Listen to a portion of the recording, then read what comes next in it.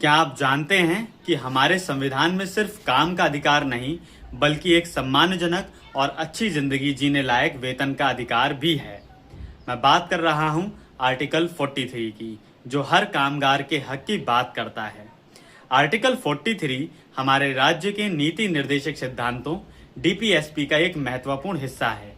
ये कहता है कि राज्य उपयुक्त विधान या आर्थिक संगठन द्वारा या किसी अन्य रीति से कृषि के, उद्योग के या अन्य प्रकार के सभी कामगारों को काम, निर्वाह मजदूरी, काम की यथोचित दशाएं और अवकाश का संपूर्ण उपभोग सुनिश्चित करने वाली काम की दशाएं प्रदान करने का प्रयास करेगा और विशेष रूप से ग्रामीण क्षेत्रों में कुटीर उद्योगों को व्यक्तिगत या सहकारी आधार पर बढ़ाने का प्रयास करेगा।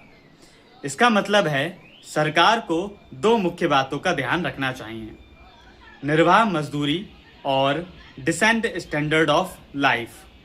सरकार को यह सुनिश्चित करना चाहिए कि हर कामगार को सिर्फ न्यूनतम मजदूरी नहीं बल्कि इतनी मजदूरी मिले जिसे वह एक सम्मानजनक और अच्छी जिंदगी जी सके।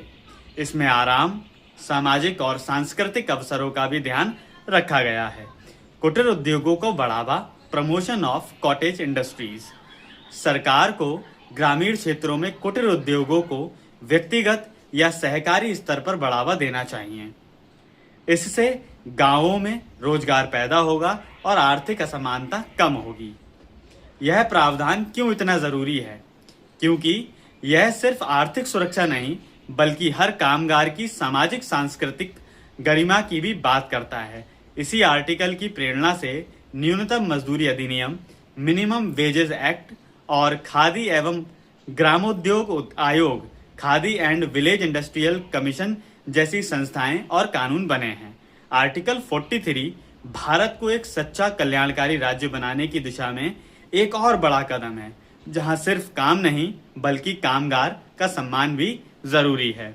मिलते हैं दोस्तों अगली वीडियो में। हमारे साथ जुड़े रहें। धन्यवाद।